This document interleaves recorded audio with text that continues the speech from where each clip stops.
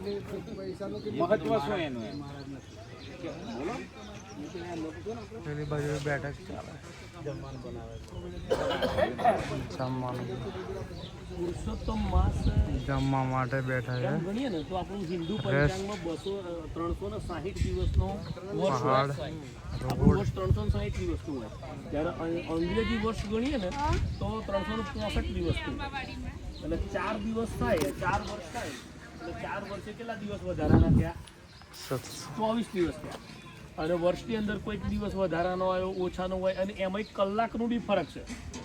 કલાક જે ગણાય છે ને એ બી એના ડિફરન્ટ. પછી ભગવાન લીધો એટલે એનું બધા પછી સૌથી સારા પુરુષોત્તમ માસમાં આપણે દર્શન કરીએ છીએ. દર વર્ષે એની અંદરનું આ ભાઈ જોડે બી છે થોડો ખજાનો, આ બૌદ્ધિક પ્રમુખ છે એની જોડે બી હશે, તો આ બધો નિચોડ નીકળે ને તો બધાને જાણવા મળે. અને આપણે એ દિશામાં જઈએ છીએ. ચારધામ આપણે યાત્રા શા માટે, પછી આ ચતુર્માસ શા માટે, અને એ આપણો પહેલા દિવસથી ચારધામની શરૂઆત કરી એવો જ આ ચતુર્માસ બેઠો 17 તારીખ. તો એનું આખું મહત્વ અનેરું છે. તો એ વિશે ચર્ચા કરો. ચાલો ના થોડું થોડું તો બોલાય ને, થોડું લે મેં ઉતાર લે પછી મેં ટેકો કરું છું.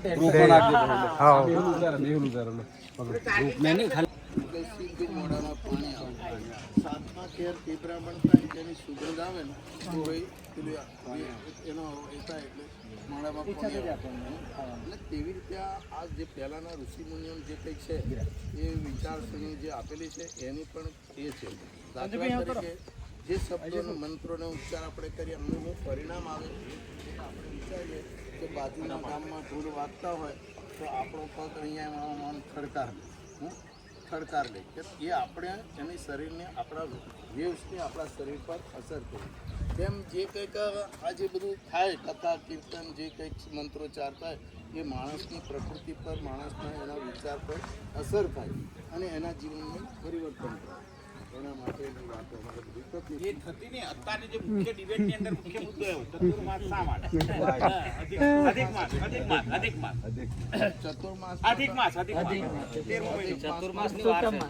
એમ એવું થાય આપણે જે અધિક માસમાં જઈએ છીએ એનું મહત્વ સમજાવો.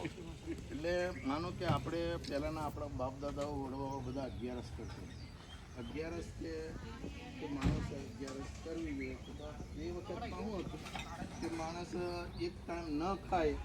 ધીરે ધીરે બધું તેમાં જુદું હતું કે 15 દિવસનું જે પખવાડિયું છે એમાં ભગવાન હું 14 દિવસ મારા માટે વાપરું, પણ એક દિવસ મેં તારા માટે વાપર્યું. એના માટે 11 આવ્યું.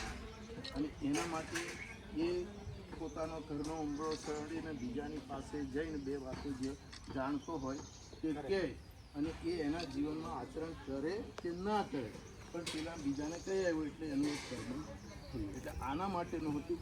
પહેલાંના સમયમાં એવું હતું કે માનો કે દાખલા તરીકે કે માનવું કે ન માનવું એવી જુદી વાત. પહેલાંના સમયમાં પોસ્ટમાં સમાચાર આવે, ટપાલ આવે, એટલે ટપાલ જેમ ટપાલી આપવા આવે એટલે ટપાલને શું કહે, અરે તમારા પેલું વાંચે તમારે સેલ્ફી આવી જવું રહે છે વાંધો લાખો રૂપિયાનું મકાન બનાવ્યું છે, બધું બેન વાંચે એટલે બેન ખુશ થાય. 500,000 રૂપિયાની સાડી પણ મને મળવાની છે એટલે આનંદિત. પણ એનો 3-4 મહિના પછી સુરતમાં રહેતા ભાઈનો છોકરાનું કંઈ એ થયું, એનો કાગળ આવ્યો નહીં વાંચે તો પેલી ફૂંક મૂકીને રડવા લાગી. તેમ ટપાલનું કામ રડવાનું નથી અને હસવાનું પણ નથી. તેમ આપણે જે કંઈક બીજાને વિચાર આપે છે એમાં આપણે કંઈ દુઃખી થવાનું નથી ને સુખી થવાનું નથી, પણ આપણે આપણું કર્મ કરવું. એ બીજી વાત ને તમે મૂકશો કહેવાનો એ આ ડાયરેક્ટ તું ખાલી જગ્યા જ પૂર દેવા એમ કહેતા તો પછી દ્રષ્ટાંત પર ચાલે એમ સત્સંગ ડાયરેક્ટ એવું પછી મૂળ વાત પર આવે. સારું ચાલો છોડ એટલે અમે પછી ખાવાનું થી જતા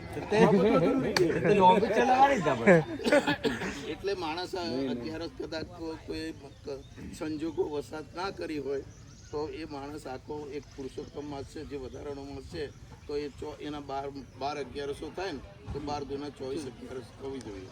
તો એ 24 દિવસ તે દિવસ પહેલા દિવસોમાં ના કાઢ્યા હોય તો આ પુરુષોત્તમ મહિનામાં કાઢી દે. તો એનું એ થાય એમ આધ્યાત્મિક કામ. એના માટે અમે એવું સમજતા લક્ષ્મણકુંડ તમારે સમજાવી દીધું. ડાયરેક્ટ લોગ બૌદ્ધિક પ્રમુખ શું તમારું મંતવ્ય? મત 50% 70% પતિ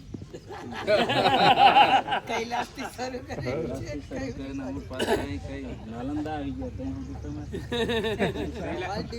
પણ આ બધા નાલંદા હું છે તે મારો ખબર નહીં આટલા બધા બેઠા છે તો એક શ્લોક એટલો સમજાવું.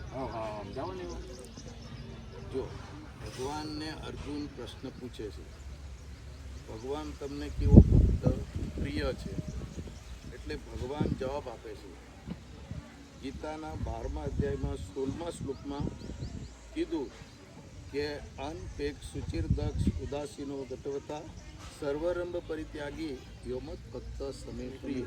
આવો જવાબ આપ્યો. તો ભગવાને કીધું કે જે મારું કામ કરવા જાય તે અપેક્ષા રહી જાય, મને કંઈ મળવાનું નથી. કદાચ મળી જાય તો એવો હોય તો 2 ગાળો દઈ દે, પણ મને ખાવાનું મળશે, ચા મળશે, ઉડવાનું મળશે, સારું પાત્રનું મળશે, સારી સગવડ મળશે, એવું નહીં. પણ નિસ્વાર્થ ભાવે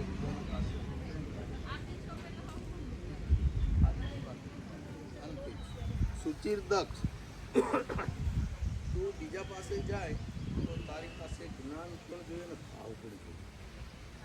તો તને કોઈ બનાવી ન જાય એ પણ જોવું પડે. એટલે સુચિર દક્ષ એટલે કીધું કે જો એકલું જ્ઞાન હોય તો માણસ અહંકારી બની જાય.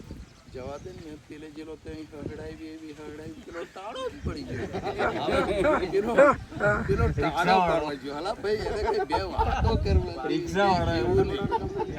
અને કદાચ આપણે કોઈ જગ્યાએ પેલું હોય કશું ના જાણતા હોય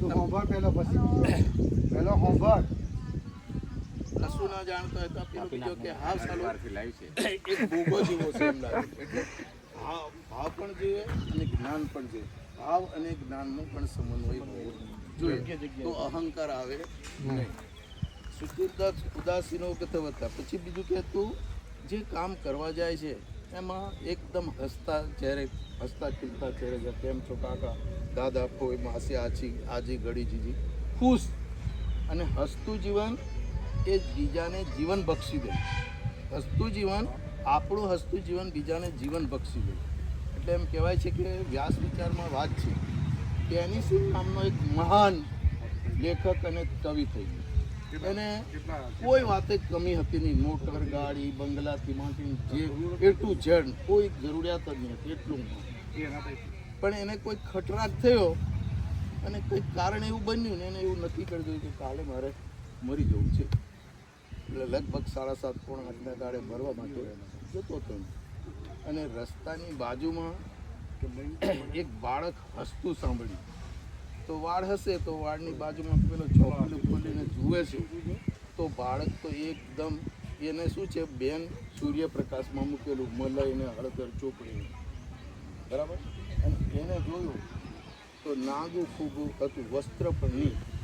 ત્યારે એને એમ લાગ્યું કે ઓહો, આ જગતના આંગણામાં આવીને નાગું ફૂગું છે ને આટલું હાસ્ય વિરે છે અને મારે આટલો વૈભવ છે ને મેં મરવા જઉં છું.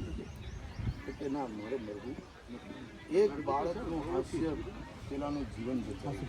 એટલે બીજા પાસે જાઓ તો હસતા ખીલતા ચહેરા, ઉદાસીનો ગતવતા. પછી સર્વરંભ પરિત્યાગી એટલે કીધું તું થોડાક સમય માટે તારું બધું, નોકરી, ધંધો, ખેતર, વાડી, હેક્ટર, ફેક્ટર, સેક્ટર, પદ, પાવર, પ્રતિષ્ઠા જે હોય તે અમલમાં બધા ચપ્પા એવું કામ કરતો રહેલો ભક્ત અને પ્રિય છે આ વાત. અને આપણે બધે જ્યાં જે તો બધું છોણ પેલું લગાડીને જ જોઈએ. આ જરૂરી પણ નહીં. અને પેલા ભમરાની જેમ પેલો ભમરો બે હિંકેલે જાય ને કે આવું જ ગંધાય, આવું જ ગંધાય એમ કેવું. એટલે આપણે બધી આ ઘટનાઓ છોડીને નિસ્વાર્થ ભાવે બીજાની પાસે જઈએ, કોઈને સુધારવાની, ઉપદેશ દેવા નહીં, પણ પોતે પોતાનો એકડો પાકો કરવા જવાનું. એથી જ આગળની વાત કરી તો દાદાજી કીધું તું બધું છોડીને જઈશ પણ જ્યાં સુધી તારો અહમ ના છૂટે, હું કરું એવું થાય ત્યાં સુધી ભક્તિની શરૂઆત થાય નહીં. હુંના બદલે અમે અને અમીના બદલે આપણે એવું થવું જોઈએ તો ભક્તિની શરૂઆત થાય. અને હુંનો ઇતિહાસ સમજવો હોય તો આપણે કાશી વિશ્વેશ્વરમાં જવો પડે. એની ઝલક કરવા હોય તો કરી દે, એની પેલી બાજુ રસોડા કઈ મન હોય તો તે બાજુ જોવા.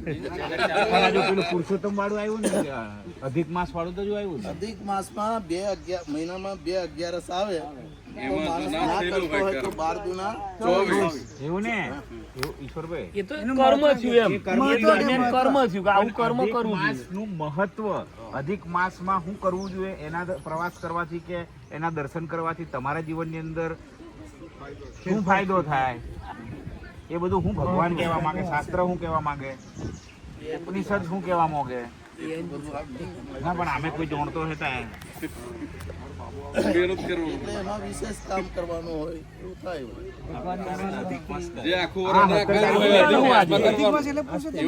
ગઈકાલે બહુ સારો મુહૂર્તમાં આપણે બધાએ ગંગા સ્નાન કર્યા, બહુ સારું મુહૂર્ત. અને આજે એની શરૂઆત છે પુરુષોત્તમ માસની, અને આપણા 4 ધામ યાત્રાની પણ શરૂઆત છે.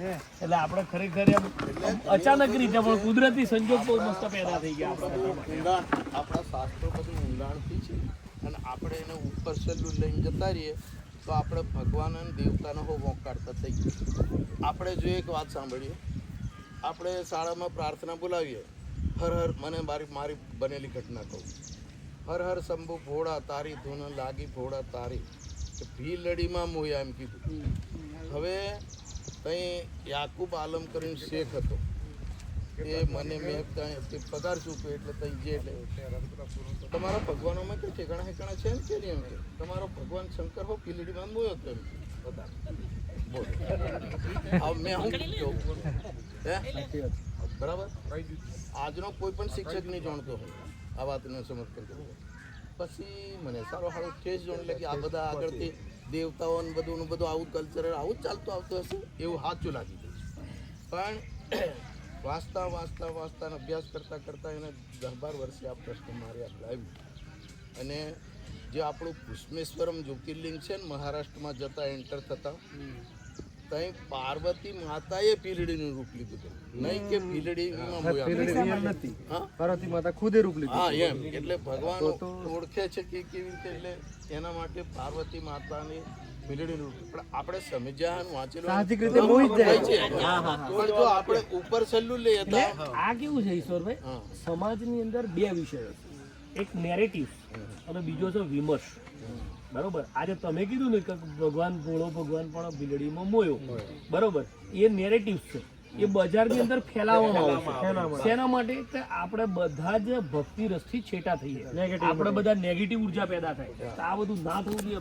શંકર ભગવાને આવા ને આ ભગવાને આવા ને આ ભગવાનનો ભોગ કરતા હતા અને આવું જતું ને એવું હતું, બધી જ વાત એવી આપણા માટે ફેલાવવામાં આવે. બરોબર, વિમર્શ એવો છે કે આજે તમે જે છેલ્લે કીધું કે ભાઈ આ જ્યોતિર્લિંગ હતું ને આગળ આવું થયું હતું, આ વાત સમાજ આગળ આવે તો સમાજને ખબર પડે અને આપણે એને સાચાથી નેરેટિવ્સને મારી શકીએ છીએ. પણ કેવો મારી શકીએ? આવા વિષયો બતાવવાથી. પેલું રામાયણની અંદર કે ભાઈ આખી રામાયણ થઈ, આ કરતા સાહેબ 12 વર્ષ લાગ્યા. સાંભળ્યું કે 12 વર્ષ લાગ્યા. ત્યાં લગી પહોંચી જાય માણસ. રામાયણ થઈ તો રામાયણની અંદર ભાઈ સીતાજીને રાવણ લઈ ગયો, બરોબર. કેમ લઈ ગયો? કારણ કે એમણે લક્ષ્મણ રેખા ઓળંગી હતી. તો લક્ષ્મણ રેખા કેમ કરવી પડી લક્ષ્મણને? કે લક્ષ્મણજી જંગલમાં ગયા, રામ ભગવાન જંગલમાં ગયા પેલો શિકાર કરવા, એની અંદર આવું જ છે. તો કે એ જંગલમાં કેમ ગયા કે સીતાજીને? એમ તો કે સીતાજીને જંગલમાં એટલા માટે ગયા કે ભાઈ એમનો વનવાસ આલ્યો હતો. તો કે એમનો વનવાસ કેમ આપ્યો હતો? તો કે દશરથ રાજાએ 3 વરદાન આલ્યા હતા. તો કે 3 વરદાન દશરથ રાજાએ કઈ કેમ આલ્યા હતા? તો કે કઈ જ્યારે યુદ્ધની અંદર દશરથ રાજા ગયા ત્યારે એમનું પેલું પૈડું રથનું ફસાઈ ગયું, એને બહાર કાઢ્યું, એટલા માટે થઈને 3 વરદાન આલ્યા. એટલે નેરેટિવ શું આવ્યું કે જો રથનું પૈડું સારું હોત તો આખી રામાયણ થતી નહીં. આ નેરેટિવ છે. આવું લોકો આવું ઊભું કરે. આ ઊભું કરવા વાળા જે લોકો છે, ભગવાન રામ હતા ને તાણે રાક્ષસો તો હતા. એટલે આજે પણ એવા રાક્ષસો સમાજમાં છે કે જે આવું ખોટા વાતો, ભ્રમિત કરવાની વાતો બજારમાં મેકશે અને આપણે બધા ભ્રમિત ઘણા બધા થાય.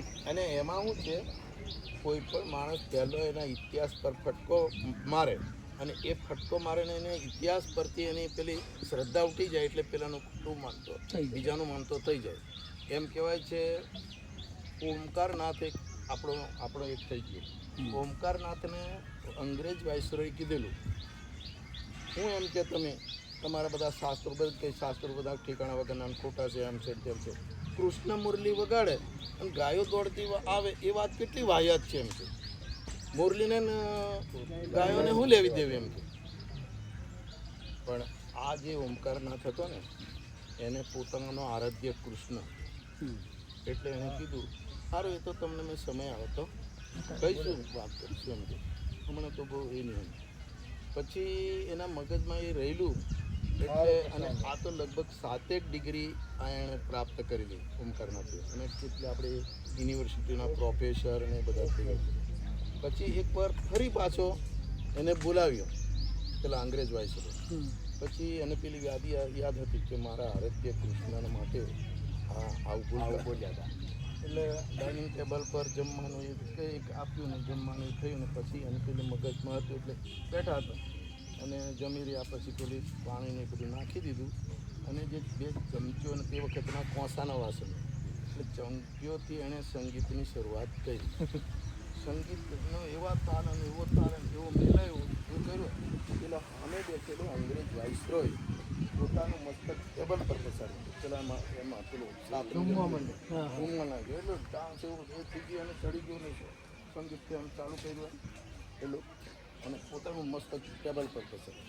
પછી એણે કીધું આ એક જવાબ આપ્યો કે મેં એક સામાન્ય સંગીતકાર મેં સંગીત રેલાવ્યું એમાં તમે ભાન ભૂલીને તમારું પોતાનું મસ્તક ટેબલ પર પસાડીને લોહી લુહાણ થયા તો કૃષ્ણ મંદિર જગતગુરુ આખા જગતનો બેઠા બાદશાહ એ મુરલી વગાડે તો ગાયોની દોડે તો શું દોડે? આવો જવાબ આપે. એટલે આવા વેદક બધી બાબતો હોય નહીં તો પછી આપણે હવે જા બધું એ બધું અને એ કુષ્મેશ્વરમમાં પાછું પાર્વતીમાં તો એ કરેલું પણ એ કુષ્મેશ્વરમમાં 2 ઇતિહાસ છે.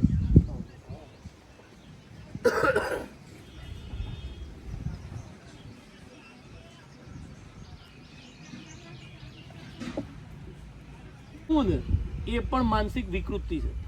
બહુ સારા એટલા બધા હારા ના બને કે મરી જવાય એમ. એટલા બધા હારા ના બનવું જોઈએ એમ. આ પારસીઓ આજે આવતા રહ્યા અહીં આવીને વહ્યા બરોબર તો એમના મૂળ ગામમાં તો જો રહેતા હતા ઈરાનમાં રહેતા હતા. આજે ઈરાન દેશ કોનો? આખો મુસ્લિમ કન્ટ્રી છે. ઈરાનથી આવેલા છે પારસીઓ અને લોહીમાં પેલો કે આપણે દૂધમાં સાકર પડે એમ બળી જઈશું એમ કહીને બળી ગયા. આયા પછી જમશેદજીને એવું થયું કે ના ભાઈ અમને કોઈ નહીં ભારત દેશે શરણાગતિ આલી હતી તો એને આજે પેલો શું કહેવાય એમનો ટાટા રતન ટાટા બરોબર જીવ્યો તો સુધી એની એક જ ધ્યેય હતો શું કે મેકિંગ ઇન્ડિયા. એનું ભારત દેશ પર તરફી જ વસ્તુ હતી એમ. તો હું કરું તો ભારત આગળ દેખાવું જોઈએ હવે એમ. એવું એ લોકોએ ત્યાંથી આવીને અહીં વિચાર્યું અને અહીંના લોકોએ એનું ઉલટું વિચાર્યું એમ. એટલે આવા લોકો જે હતા તો એમનો ત્યાંથી કેમ આવ્યું તો કે 11 ભરાઈ હતી.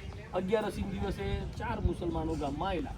એમને એમ થયું કે 4 જણા શું કરી લેવાના છે. 11 દિવસે પૂજા કરવી એટલે ભગવાને એવું કીધું ને પૂજા કરે ને કંઈક મારવા આવે મરી જજો. એ બધા ઊભા જ રહી જાય એમ ના કે ભગવાને કીધેલું છે એટલે આપણે એમનાથી દૂર ના જવાય. 11 પૂજામાં એમનો બધાનો ખાત્મો થયો. ત્યાંથી જે બચી ના થાય એ અહીંયા આવ્યા. એટલે જે લોકો ભગવાને પણ શસ્ત્રો નથી ઉઠાવ્યા. ભગવાનના હાથની અંદર પણ શસ્ત્રો છે. દરેક ભગવાન હશે માતાજી હશે તેમના હાથમાં શસ્ત્રો છે તો શસ્ત્ર કેમ લીધા? એમને ક્યાં શસ્ત્રની જરૂર હતી? પણ શસ્ત્ર તો એ જમાનામાં જરૂર હતી ને આજે જરૂર છે. તો જ્યારે આપણું પોતાનું આત્મરક્ષણ કરવાની વાત આવે આપણું સ્વાભિમાનની વાત આવે તો આપણે ઊભા થઈ જ જવું પડે. તો એ સમયે આપણે ન બોલીએ એમ એટલે એના લીધે